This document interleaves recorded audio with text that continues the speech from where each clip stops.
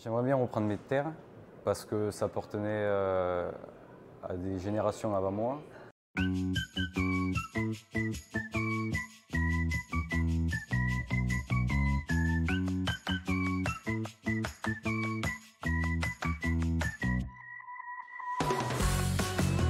m'appelle Saint-Martino Romain, j'ai 17 ans et je suis en terminale vitivinicole au lycée professionnel à Riscle.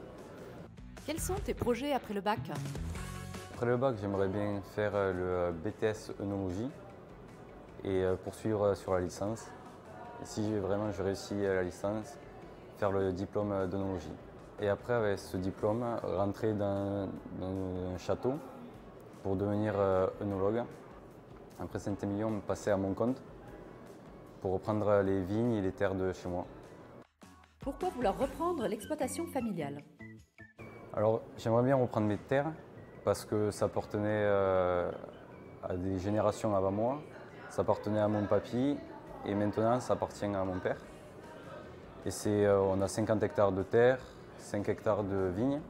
Et pour après essayer de tout replanter en vignes, comme dans les générations d'avant c'était, pour après vinifier chez moi et pour vendre mon propre vin. Parle-nous de ta passion pour l'œnologie. Alors j'ai choisi cette voie-là parce que j'adore être dehors, même en temps de pluie, et j'aime pas trop rester dans les bureaux. Parce que j'aime bien le vin. Et il y a quelque chose qui était rigolo, c'était depuis la sixième, il y a une professeure qui avait marqué, enfin il nous disait ce qu'on voulait faire plus tard. Et dès la sixième, j'avais déjà mis j'aimerais bien être œnologue. Et quand je suis passé en troisième, la dame elle nous a repassé ce papier où il y avait marqué j'aimerais bien devenir œnologue et depuis ça reste. L'avenir dans le milieu agricole ne te fait pas peur? Oui et non, parce que je suis quand même assez confiant. Donc même s'il y a des obstacles ou plus de restrictions, on va quand même réussir à en faire. Ils ne peuvent pas nous supprimer de faire du vin. Parce que c'est quand même dans la culture française de faire du vin. Depuis toute génération, on boit du vin. En Espagne, là, ils commencent déjà à avoir le climat un peu désertique qu'il y avait en Afrique.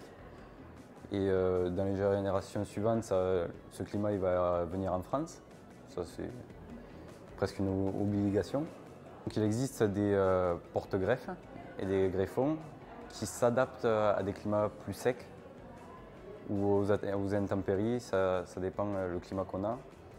Et après maintenant, avec la technologie d'aujourd'hui, il existe par exemple pour la grêle des sortes de bâches pour empêcher que la grêle frappe la vigne. Pareil pour le gel, il existe des éoliennes pour amener l'air chaud, parce qu'il y a l'air chaud qui est en haut et l'air froid qui est plus vers en bas, pour amener l'air chaud vers en bas pour éviter que ça gèle. Il y a plein de techniques pour ça. Quel message adresseras-tu aux visiteurs du prochain salon de l'agriculture? De casser certains clichés sur tous les intrants rajoutés, que maintenant même pour le bio, pour la vinification saine, que pour pas mettre qu'on met pas beaucoup de produits, pour faire aussi aimer le vin à certaines personnes. Parce que les personnes, ils n'aiment pas le vin, mais quand on leur fait découvrir, des fois, il y a des personnes qui aiment ça quand on leur fait découvrir. Qu'attends-tu de ta participation au salon de l'agriculture? Ça m'a apporté des connaissances, même pour le commerce, pour savoir comment vendre des vins, pour l'image aussi qu'on a du Gers. Et pareil pour le salon, c'est un peu pareil que le salon qu'on présente là au LPA de Risque. Et ça, c'est quelque chose qui me passionne.